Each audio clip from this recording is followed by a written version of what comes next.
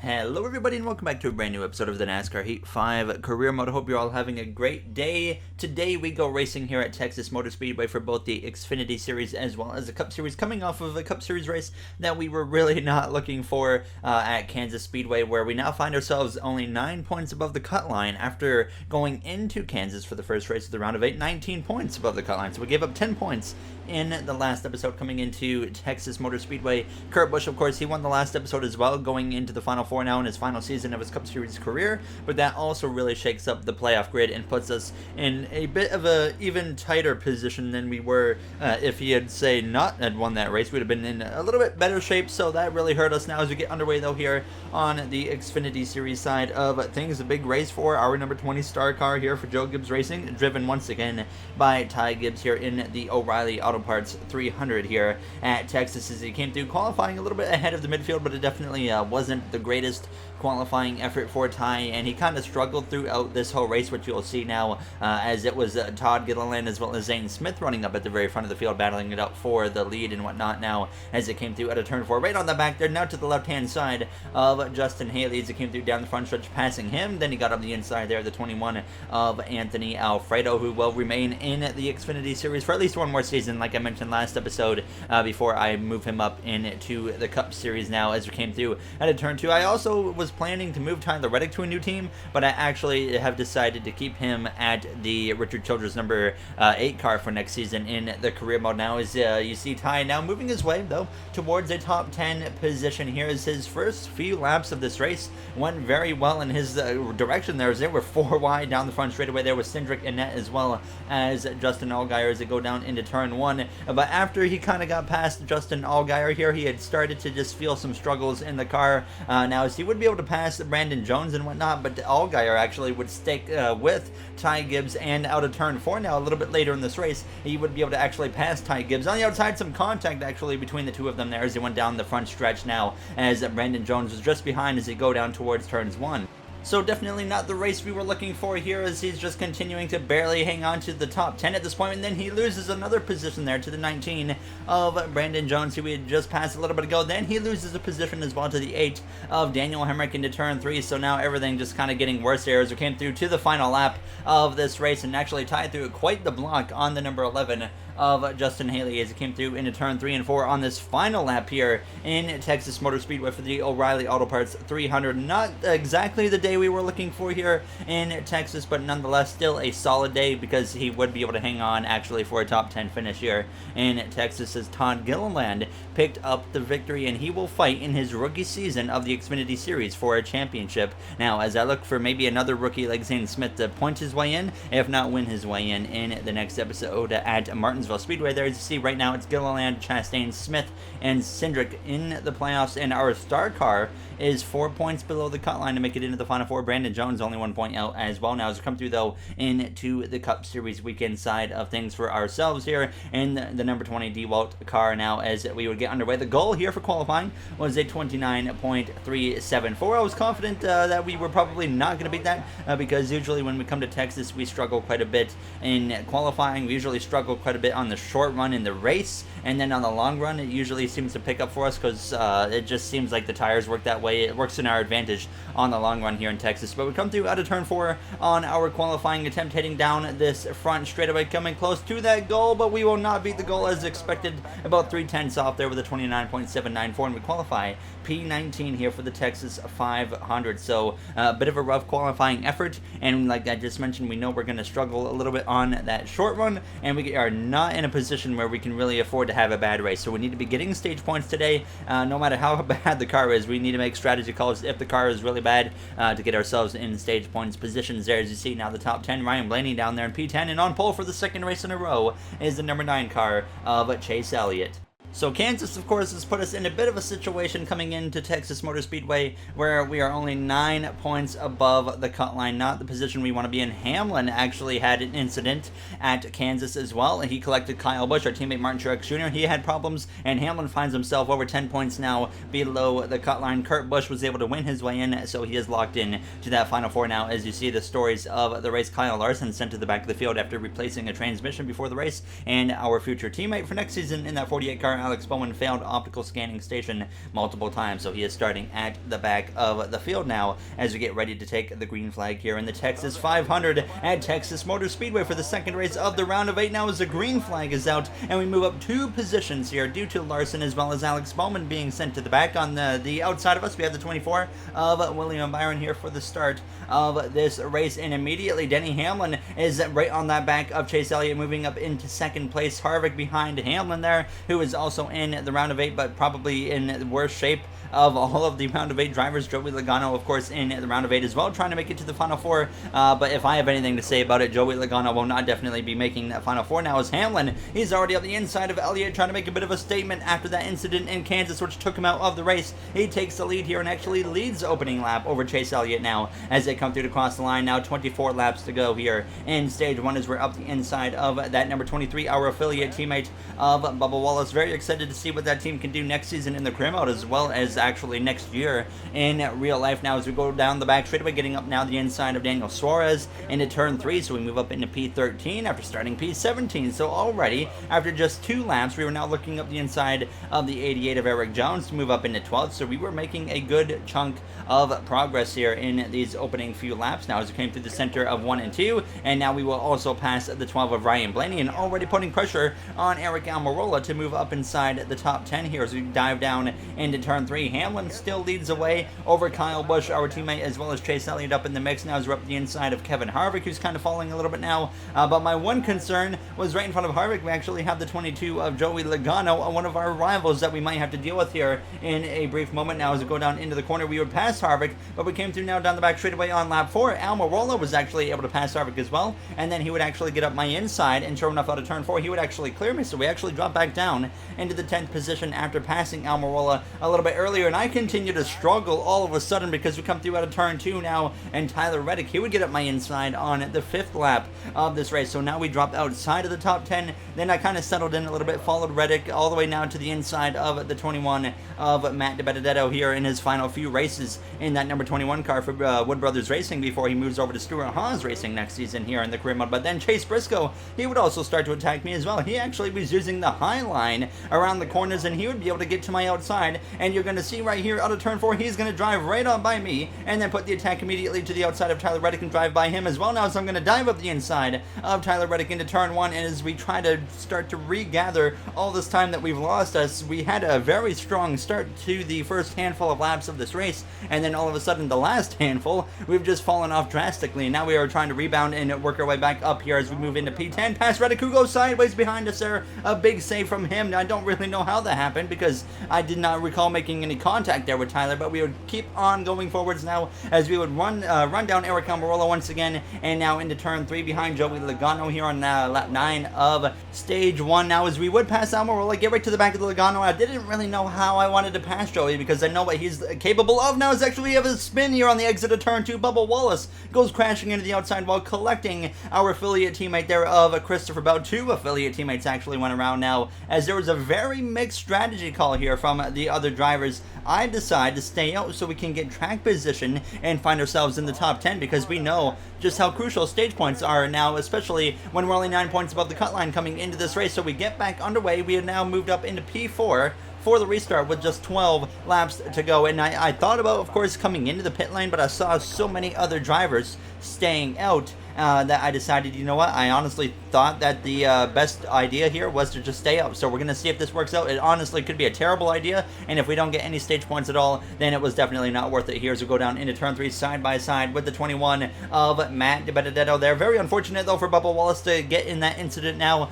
2 affiliate teammates taken out in that crash, but Bubba, that would be the end of his day. He is out of this race. That was Matt DiBenedetto actually got a little bit sideways there out of turn 4. He would make the save relatively easily now as we go down into turn 1. Ryan Newman up my inside as well as we drop now down to P6, and the concerns we're definitely building at this point because I'm realizing we're fading kind of quick here as Chase Briscoe is now taking the lead away from Kyle Busch. Briscoe, the rookie this season here in the Cup Series, has won 2 races. I believe it was Richmond and Talladega if I remember correctly now as we go down into turn 3. It might not have been Richmond actually, but either way we clear Matt DiBenedetto. now into turn 3 and take over that 4th position. So now we were finding some speed again in the car as this run went on. Then we would run down Chase Elliott, and on lap 17 of stage 1 we would pass Elliott and move up into P3 as we came through out of turn 2, and we cleared Elliott with absolutely no problems at all now as we came through out of turn 4 on lap 18. Kyle Busch putting a lot of pressure to the back of the 14 of Briscoe, but the caution comes out again, and everybody that stayed out under that last yellow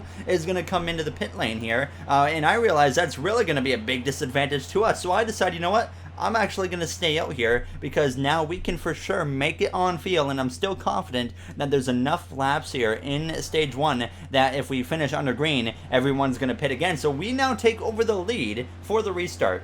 So definitely a debatable call to make here, now a questionable call you could say, but now we get back underway and we find ourselves with 4 laps to go in stage 1, and we are leading the race now here with Brad Keselowski joining us on the front row, and behind us I believe we got the 41 of Cole Custer as well as our teammate of the 19 of Martin Truex Jr. Now as we come through the center of the corner, we already clear Keselowski, and as we exit turn 2, we're going to now really just have to play defense if we're going to want to be able to hold on to the stage victory. So you can kind of see there was already a little bit over there away from the wall, trying to make sure that bottom lane was covered into the corner now as Kurt Busch moves up into second past Cole Custer, and then sure enough out of turn 2 on lap 23 I actually get a little bit sideways, correct the car up the track, and Kurt Busch pounces on that opportunity and he goes up my inside now into turn 3, and I knew as soon as I got trapped on the outside we were in trouble, and sure enough you're going to see it come into effect here. Custer goes by on the inside, Keselowski is going to get up my inside as well now as we go down this front straightaway with only 2 laps to go in stage 1. So we fade in behind Keselowski. We would actually get to the inside of Kurt Busch, who had lost the lead to Cole Custer as we came through to start the final lap of stage 1. Now Martin Truex Jr. using the outside to his advantage. He finds himself on our outside side by side through the center of 1 and 2 on this final lap of stage 1. William Byron just behind us there in P6. The tire and fuel light have come on at this point, but that does not matter as we go down into turn 3 here on the final lap in this first and opening stage, and Cole Custer has really seemed to be turning it up a little bit lately here in the career mode in the playoffs, and he is going to come through to win stage 1, and we're going to come through to just get beaten there by our teammate of Martin Truex Jr. for P4, so we get up and get the 5th position here in stage 1. The car is solid, boys, but definitely some work to do if we're going to have anything on the short run, and we definitely need to work on that. Now you heard the radio transmission from myself now as we get ready to come into the pit lane for the first time. We went the whole first stage without coming into the pit lane, and everybody else, when we make the pit stop here, is going to now have made their second pit stop of the day now as we're just making our first one now. So we actually do not lose or gain any positions, so we remain here in the 5th position for the start of the second stage here in Texas Motor Speedway. Cole Custer and Brad Keselowski on the front row now as the green flag is back out, and stage 2 is officially underway. This time it's 24 laps, so a lap shorter than the second or the first stage was. Now as we dive down into turn 1, behind us we've got the 24 of William Byron, Chris Buescher in the 17 on the outside of him. Buescher actually in the last episode of Kansas had a very strong run. He was showing some speed. Honestly, I thought he was actually going to be in the running for the victory, but he just didn't quite find himself in the mix when it mattered the most. Now as we go down into turn 3, Martin Truex Jr., I was trying my best to stay up the inside of him, but out of turn 4, he's got that momentum down the straightaway, so he is actually going to clear us for a brief moment there down the front stretch. So we drop down into P5 as Buescher tried to get to my outside, but couldn't quite make it work. So Cole Custer continues to lead the way over second place there of Kurt Busch, who's really turned it up here on this round of the playoffs. Now as we exit turn 2, a little bit tight there on the corner exit, and that allowed the 24 of William Byron to pounce on that opportunity and get up my inside into turn 3. So now we drop down into the 6th position. Kyle Busch, he's going to go to my outside, and Buescher to the inside, 3 wide in the middle out of turn 4 now as the car got a little bit sideways. Fortunately, we did not correct into the side of the 17, but now we go down into P8. Joey Logano would get to my inside on the exit of turn 2 on lap 3 now, and I knew what was coming there, and he's already pushing us up towards the wall a little bit, so I give him the room he needs, and then he slams us into turn 3 there, and we hit the outside wall a little bit, and now we're going to drop all the way down into the 16th position. That moment right there really got to me, to say the least, and I had full intentions of getting back to Joey Logano and letting him know I was not a fan of that now, as we did get taken 3 wide, I should mention, into turn 3 there, but Logano still, just drove right into the side of me there, so definitely was not happy about that. Now as we go down into turn 1, we had worked our way back up to P14 after passing the 12 of Blaney, the 48 of Alex Bowman, then we get to the back of the 9 of Elliott, to the inside now of the 10 of Eric Almirola as we try to rebound from that contact with Joey Logano. And sure enough, we climb up to P13 now as Logano and myself both trying to make it into the Final Four, and we found ourselves in a position that I didn't really expect to be in, where we are almost in jeopardy of finding ourselves on the outside looking in to make it into Phoenix Raceway with a chance to fight for the championship. But we would pass Chase Elliott, and our next target would be none other than our rival of Joey Logano. So we'd run him down here as we came through down into turn 3, and I just kind of got to the back of him, let him know that, you know what, I'm not very happy with you right now. And I tried to look up the inside into turn 3.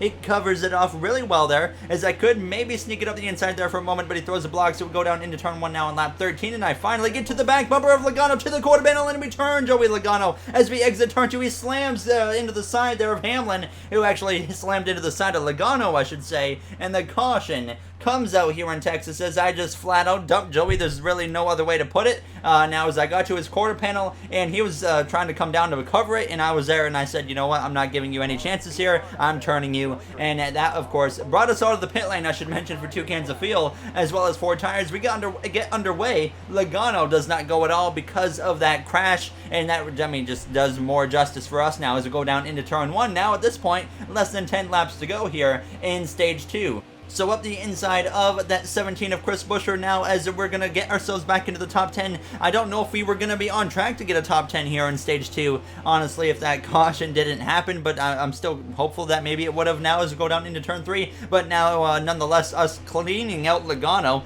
is an opportunity to actually make up a few points now as we go down the front stretch. So Kyle Busch side by side with the 24 of William Byron for the lead into turn 1 with 8 laps remaining here in the second stage. And sure enough, William Byron is going to just get up on the wheel here and actually take the lead away from our teammate Kyle Busch. A little bit of contact there with the 43 of Kyle Larson as we go down the backstretch into turn 3, making sure he does not clear me as he's sideways there into the corner after the contact with us on the backstretch, and he makes a miraculous save through the middle there. Everybody was able to go on the inside and then on the outside of him, but now we would kind of settle in here in P9 for the rest of the stage, and then we came to on lap 19 of stage 2, though we have problems up ahead, and it's for the 1 car of Kurt Busch, who has blown a right front tire, it appears, and now all of a sudden that win that he just picked up in the last episode in Kansas comes into even more importance here, as he would have been really in trouble because his chances of stage points have been completely wiped. Chase Elliott was actually just ahead of us at the time of the caution, but I can say Kurt Busch is not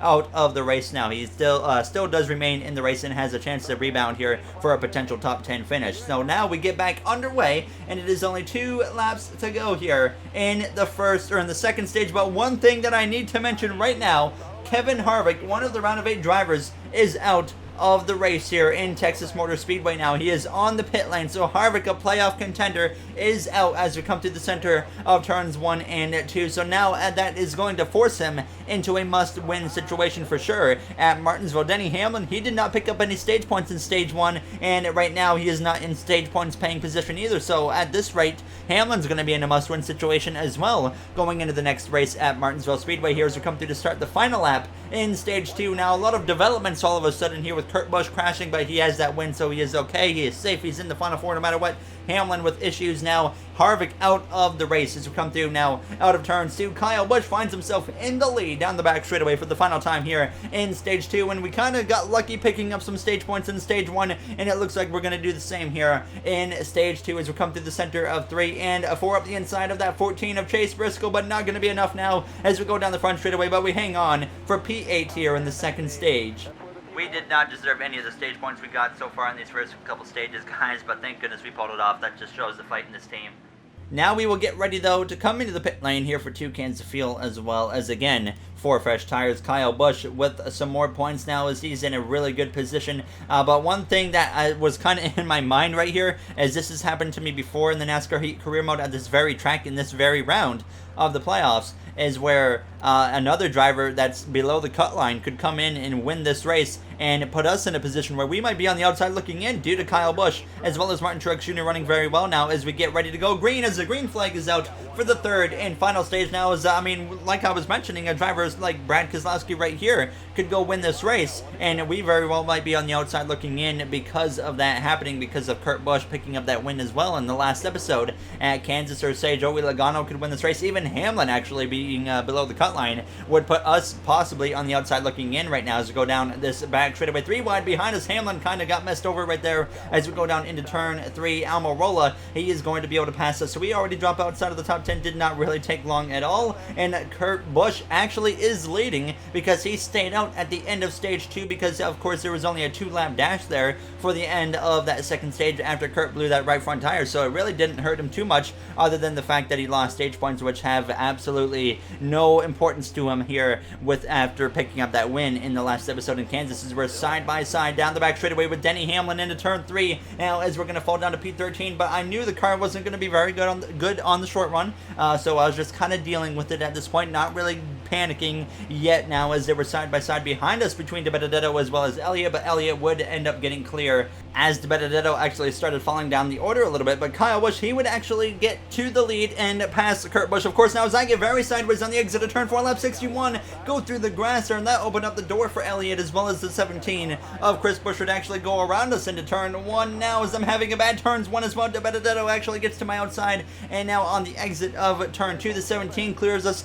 and so is the 21 of Matt DiBenedetto. He will get past us now down the backstretch, but I would fight back immediately. Now on lap 63 into turn 3, we lunge up the inside again of Matt and pass him and get back up into P15. Then Elliott, he had actually gotten passed by Chris Buescher. So far, not the greatest day for Elliott. He qualified pole in Kansas and actually got sent to the back of the field and did not have a very good day. Now as we go down the back straightaway side by side with our future teammate with only 20 laps to go, I should mention, in this race here at Texas Motor Speedway, as Kyle Busch looks to punch his ticket into the Final Four here with a win today, as we exit turn 4, sliding up now in front of that 9 of Elliott, and we would drive away from him, run down this next group of cars here as we came through to start lap 68. Now as we came through into turn 3, though, on the inside now of Eric Almirola as we exit turn 4, now moving up into P13 as we just continue to rally our way back forwards now as we come through to start lap 69. Nice. As we go down, though, towards turns 1, we clear Almirola and get to the back of Buescher. As you see right up here in the mix, we got Kurt Busch, he's fallen down quite a bit. Tyler Reddick in the 8, the 43 of Kyle Larson, as we're up side by side right on that left rear wheel of Buescher, and sure enough, through turns 3 and 4, we would pass Buescher on the inside and move ourselves now into the 12th position. Now as we're going to actually make it 3 wide into turn 1 with Tyler Reddick as well as Kyle Larson, but I did not quite have the run into the corner to be able to make it stick, but we come through out of turn 2 and we actually get back to the inside again as we go down this back straightaway 3 wide with the 2 Chevy drivers of Reddick and Larson, but the caution comes out with only 6 laps of fuel left in the car. I was starting to think about green flag pit stops, but that is no longer going to be an issue, and the call was pretty easy to make on this one. Just about a can of fuel as well as 2 right side tires would be the call that I would go with.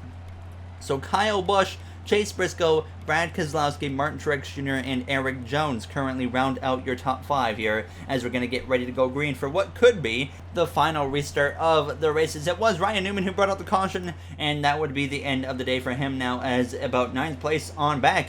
All gains 1 spot here on the pit lane now as we get ready to take the green flag. You did see Kevin Harvick on the leaderboard has indeed DNF'd from this race as we are back underway with now just 11 laps to go here in Texas. Tyler Reddick did not get a very good launch at all. That plays right into our advantage. We're going to be able to get ahead of him into turn 1 now as Kyle Busch leads over Brad Keselowski, and that was a bit of a concern to myself seeing Keselowski up there in the mix. I was just mentioning how we don't need a driver below the cut line to win here today in Texas, as I immediately put the attack 3 wide to the inside of Denny Hamlin as well as Cole Custer. Now as I slide way up the track, they're opening the door back for Hamlin. He's going to get up my inside there, and now on the exit of turn 4, he will pass us. So we basically made that move for nothing because we fade back down here into the 8th position as we go down into turn 1. Almirola and Custer side by side behind us, but Almirola would end up getting clear. Hamlin on lap 76, though, he goes all the way to the top. I go to the bottom. Now Keselowski was leading this race. He took the lead from Kyle Busch, but Kyle Busch was right on his back bumper,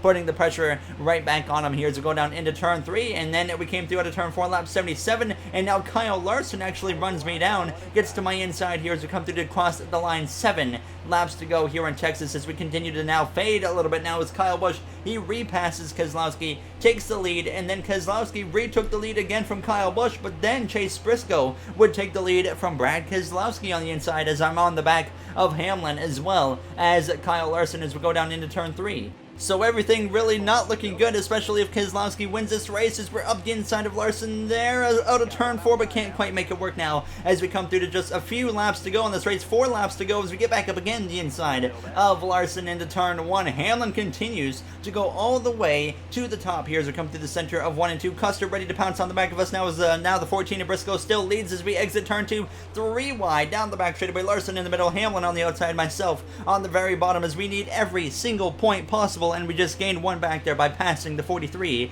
of Kyle Larson as we try to fight up the inside of Denny Hamlin. There's a nearly gone to his left rear quarter panel on the exit of the corner, but fortunately we did not run into him now as we came through to just 3 laps to go. Then we came through down into turn 1 on lap 82, and we would actually be able to pass Denny Hamlin through the corner. He was running so up towards, or so up against the wall there, that I was just able to cruise right on by him and take over 7th place. So we came through now approaching the final 2 laps of this race here in Texas Motor Speedway, and Keselowski would actually take the lead away from Chase Briscoe as we came through to start the final lap here in Texas Motor Speedway into turn 1, and this is a huge development if Keselowski can hold off Briscoe or Kyle Busch for the win as we exit turn 2. Custer trying to put the pressure on me. I realize what's happening. I throw a big block on Custer because I'm realizing Keselowski is about to win this race here in the Texas 500 as we go down into turn 3 and 4 for the final time, and Brad Keselowski wins his way into the final 4 here in Texas. We come through to cross the line here, barely holding off Cole Custer there at the line for the 7th finishing position, but this is huge, especially for us now as you're about to see just how large this has affected us now, as we are very well going to be on the outside looking in, simply due to the fact that both Kyle Busch and Martin Truex Jr. outran us all race pretty much now, as they were definitely able to pick up more points there. As there you see, we all of a sudden, after winning the regular season championship, winning 5 races this season, find ourselves 6 points below the cut line going into the cutoff race at Martinsville. Hamlin, Logano, Harvick all are going to have to win, and now it's really between myself, Martin Truex Jr., and Kyle Busch for the final 2 spots on points. Not exactly what we anticipated. I feel like we've almost wasted the whole season if we don't make it to the final 4, just because of how good and dominant we've been at times. So definitely disappointing as you see the playoff grid here for the other series. But yeah, disappointing to say the least. But we're going to go to Martinsville. We've been in this position last season. We were even further out, and we almost made it in. So I'm confident that we can make up 6 points against Martin Truex Jr. in the next episode. So as always, if you guys enjoyed this episode, you do know what to do, and hopefully at the end of the next one in Martinsville, we will come out in the final 4. But now Kurt Busch and Keselowski find themselves in the final 4. It's going to be an interesting one. But before we end it, I just want to say thank you to the Go On Racing members: MJ, Aiden, Tony, Dylan, Joseph 9001, RJ, Timothy, as well as Bubba Jr. Thank you guys for being a part of that. It really does help me a lot. And if you are a Go On Racing member, get into my Discord and let me know, and I'll get you into the members chat. And I would like to thank you all for taking the time out of your day to watch this episode. I'll see you guys in the next one for Martinsville. Have a great day, everybody.